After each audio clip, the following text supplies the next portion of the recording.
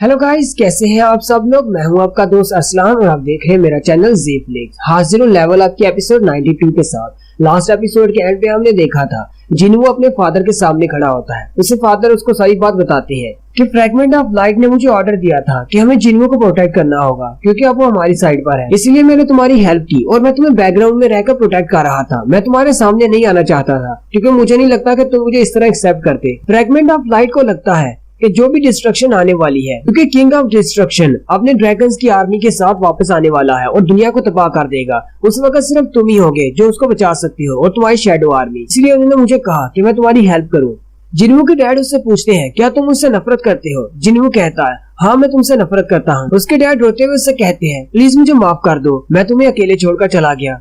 जिन्हू अपने डैड से कहता है जब मैं पहली बार एक हंटर बनकर एक डंजन के अंदर गया था और मैं मरने वाला था मॉन्स्टर्स के हाथों, तब मुझे लगा कि मैं जिना और मॉम को दोबारा नहीं देख पाऊंगा। तब आपकी तस्वीर मेरे जहन में आई क्योंकि आपकी वजह से मुझे एक हंटर बन के डंजन में जाना पड़ा क्योंकि मुझे अपनी बहन और अपनी मॉम का ख्याल रखना था। इसलिए मैं आपसे बहुत ज्यादा नफरत करता हूँ, लेकिन साथ ही मैं आपको बहुत ज्यादा मिस भी करता हूँ। साथ ही वो रोना शुरू कर देता है और अपने डैड से पूछता है और आपका क्या आपको मैं याद नहीं आता? क्या आपने हमारी फैमिली को याद नहीं किया, मॉम और जिना को? उसके डैड भी रोना शुरू कर देते हैं और कहते हैं मैंने अपनी फैमिली को बहुत ज्यादा मिस किया है। मैं हमेशा तुम्हें याद किया करता था लेकिन मैं कुछ कर नहीं सकता था। मैं तुम लोगों के सामने नहीं आ सकता था, हालांकि मैं तुम लोगों को दूर से देखता था, लेकिन मैं इसी बात से बहुत ज्यादा खुश था कि मैं दूर रहकर तुम लोगों पर नजर रखे हुए हूँ। और साथ ही वो उठकर खड़े हो जाते हैं और जिन्हू को अपने गले से लगा लेते हैं और कहते हैं तुम तो काफी ज्यादा बड़े हो चुके हो। जिन्हू साथ साथ रो रहा होता है और गुस्से के साथ अपने डैड से पूछता है क्या ये सब कुछ रूलर्स ने किया है, क्या उनकी वजह से ये सब कुछ हो रहा है? जिन्हू के डैड उसे कहते हैं नहीं, ये सब कुछ उनकी वजह से नहीं है। उन्होंने मुझे ऑफर किया था क्या मैं जिंदा रहना चाहता हूँ, यहाँ पे डंजन के अंदर मॉन्स्टर्स के हाथों मरना चाहता हूँ और मैंने अपना फैसला कर लिया। मैंने कहा कि मुझे जिंदा रहना है और तुम्हें प्रोटेक्ट करना है और मुझे इस बात का जरा भी पछतावा नहीं है। और साथ ही उनकी बॉडी रोशनी बनी जा रही होती है। वो कहते हैं मैं तुम्हारे साथ और ज्यादा देर तक रुकना चाहता हूँ, मैं तुम्हारे साथ और भी बातें करना चाहता हूँ, लेकिन मेरे पास वक्त बहुत ज्यादा कम है। प्लीज मुझे माफ कर देना, मैं तुम्हारे लिए एक अच्छा फादर नहीं बन पाया। और साथ ही उनकी पूरी बॉडी रोशनी बनकर हवा में बिखर जाती है और जिन्हू वहाँ पर अकेला खड़ा रह जाता है। नेक्स्ट सीन जिन्हू के घर का दिखाते हैं। जिना बैठी होती है, मॉम उसे कहती है जिना मेरी बात सुनो। जिना कहती है हाँ मॉम।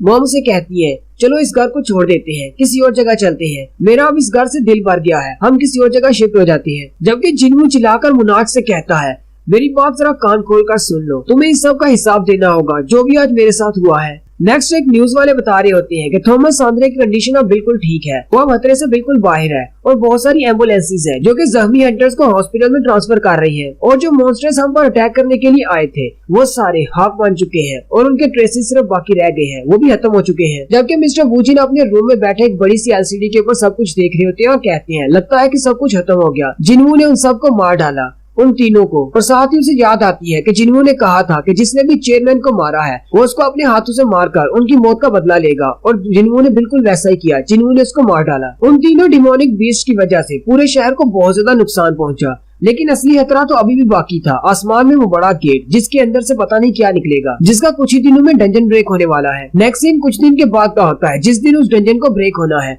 वहीं पर चाइना का हंटर भी आ जाता है, जबकि बाकी के सारे हंटर्स वहीं पर इकट्ठे होते हैं। पूरी दुनिया से हंटर्स यहाँ पर आए होते हैं। चाइना का हंटर कहता है तो ये वो बड़ा गेट है, यहाँ पर तो चाहे जितनी मर्जी हंटर्स की आर्मी को ले आया जाए वो सब मिलकर भी इस गेट के अंदर से निकलने वाले मॉन्स्टर्स को नहीं हरा पाएंगे। थॉमस सांद्रे भी वहीं पर खड़ा होता है और कहता है बहुत ही जल्दी इस डंजन का दरवाजा टूटने वाला है। मिस्टर वूजिन कहते हैं आज पूरी दुनिया से हंटर्स यहाँ पर इकट्ठे हुए हैं ताकि यहाँ पर जो भी मॉन्स्टर्स निकलेंगे उनको मार सके। आज ऐसा पहली बार हुआ है, लेकिन क्या ये सारे इसके लिए काफी है? क्या ये सारे मिलकर उन डीमंस को हरा सकेंगे जो कि इस गेट के पीछे से निकलने वाले हैं? वहीं पर जिन्हू भी खड़ा होता है जो कि उस गेट की तरफ देख रहा होता है। मिस चाइन उसके पास आती है और कहती है मैंने इससे पहले तुम्हें कभी इतना ज्यादा नर्वस नहीं देखा, क्या तुम्हें डर लग रहा है? जिन्हू कहता है नहीं मुझे डर नहीं लग रहा, लेकिन मुझे शक है, पता नहीं इसके पीछे से क्या निकलेगा, क्योंकि ये गेट जल्दी ओपन होने वाला है। और साथ ही दिखाते हैं उस बड़े से गेट में क्रैक पड़ना शुरू हो जाते हैं। सारे हंटर्स रेडी हो जाते हैं और कहते हैं गेट ओपन होने वाला है, सभी लोग रेडी हो जाओ।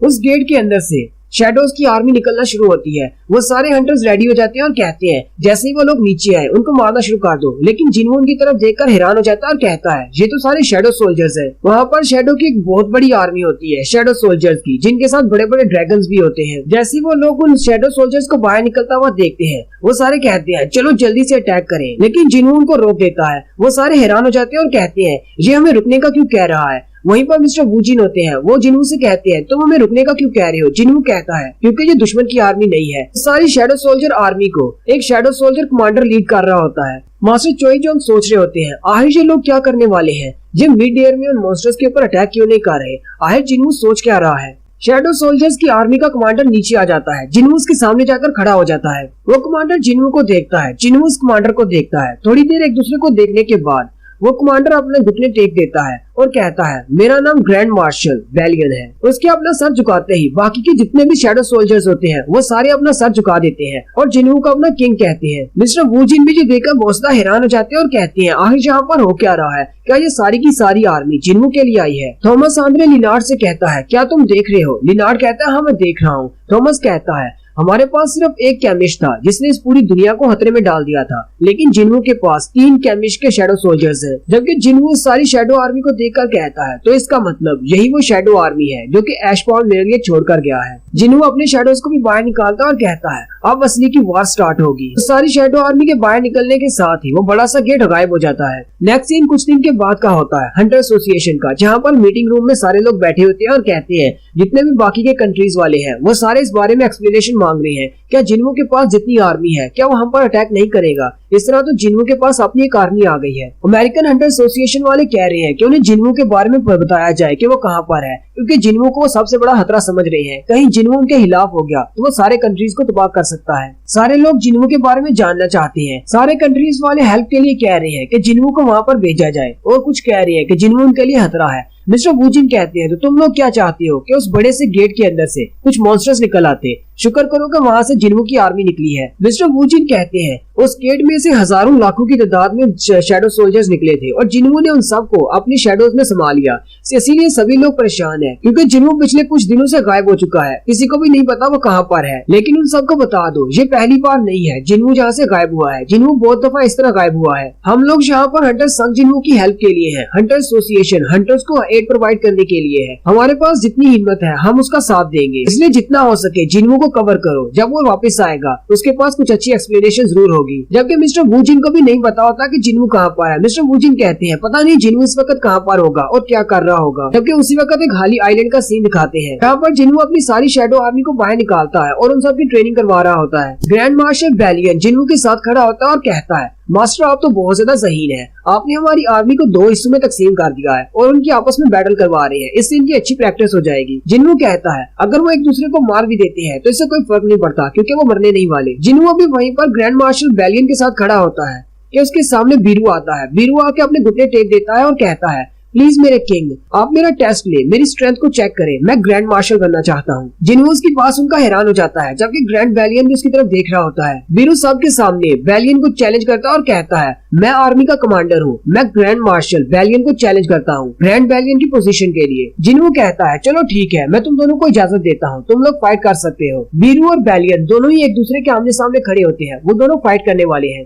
बीरू अपनी पावर को रिलीज करते हुए एक जोरदार चीख मारता है जबकि बैलियन अपनी बड़ी सी तलवार निकाल लेता है। जिन्हू बैलियन की तलवार देखता है और कहता है मुझे लगता है कि ये भी इग्रिस की तरह एक तलवारबाज है, लेकिन इसकी तलवार इग्रिस से ज्यादा बड़ी है। अब क्योंकि इसकी तलवार बहुत बड़ी है लगता है कि ये सिर्फ स्ट्रेंथ टाइप है, इसलिए इसकी स्पीड कम होगी और बीरू के पास बहुत ज्यादा स्पीड है। जिन्हू कहता है लगता है कि बीरू जीत सकता है क्योंकि उसके पास बहुत ज्यादा स्पीड है। लेकिन बीरू के उसके करीब पहुंचने से पहले ही बैलियन अपनी तलवार को घुमाता है जिससे वो छोटे छोटे पीसेस में बन जाती है, एक चेन की तरह या फिर एक हंटर की तरह। वो अपनी तलवार को बहुत ही लंबा कर लेता है और बीरू पर अटैक करता है। बीरू रास्ते में उसकी तरफ आ रहा होता है और वहीं से उसको डॉज करना पड़ता है। बैलियन अपनी तलवार को घुमाते हुए बीरू को अपनी तलवार में लपेट लेता है। जिन्हू कहता है तो इसका मतलब ये बैटल ओवर हो चुकी है। बैलियन बीरू की सोच से ज्यादा स्ट्रॉन्ग है जबकि बीरू भी अपनी हार मान लेता है। जिन्हू कहता है इसने जितनी बार स्ट्राइक किया है नीचे के ग्राउंड को तोड़ दिया है, इसकी स्ट्रेंथ तो बहुत ज्यादा है, ये तो वाकई में ग्रैंड मार्शल होने के लायक है।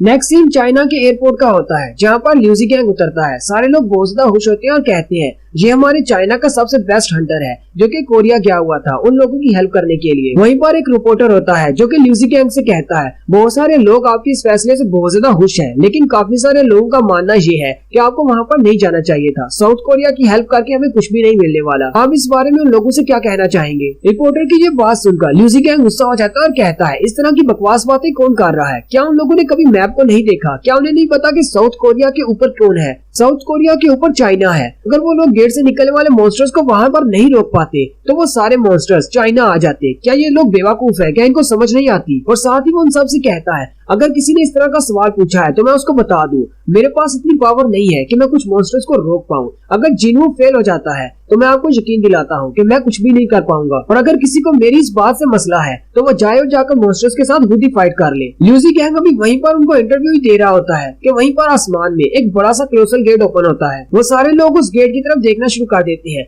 उसी वक्त एक और डायमेंशन में योगोमोड मोनार्च ऑफ डिस्ट्रक्शन के पास आता है और उसे सारी बात बताता है। मोनार्च ऑफ डिस्ट्रक्शन कहता है तो इसका मतलब शैडो मोनार्च ने हमें धोखा दे दिया। मोनार्च ऑफ डिस्ट्रक्शन उसे कहता है कोई बात नहीं, मैं उसे खुद ही संभाल लूंगा, तुम लोगों को कुछ भी करने की जरूरत नहीं। मेरी ड्रैगन आर्मी बिल्कुल रेडी है फाइट करने के लिए। और यहीं पर हमारी एपिसोड 92 का एंड होता है। एक्सप्लेनेशन अच्छी लगी हो तो चैनल को सब्सक्राइब कर दे, वीडियो को लाइक और शेयर कर दे। शुक्रिया।